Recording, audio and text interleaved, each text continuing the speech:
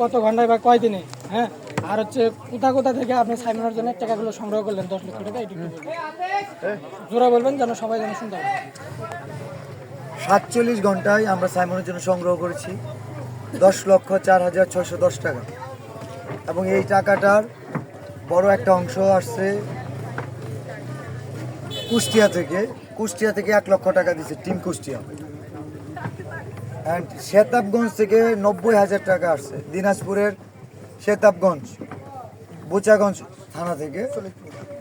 ওইখানে প্রায় 40-50 মিনিটের মধ্যে আমরা 90,000 টাকা পেয়েছি।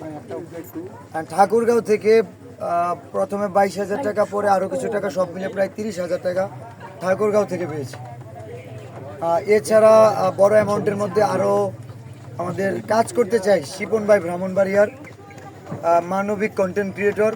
উনি আমাদের সাথে আসছিল, ওনার আম্মু অসুস্থ, বাসায় একটু সমস্যা, সব কিছু মিলে উনি আবার এই দীর্ঘ পথ একাই চলে গেছে। খুব খারাপ লাগছে, খুবই কষ্ট হয়েছে। উনি 20,000 টাকা দিয়েছিল।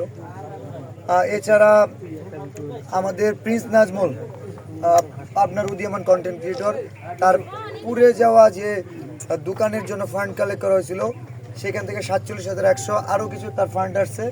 খুব সম্ভবত নাজমুল আছে এখানে।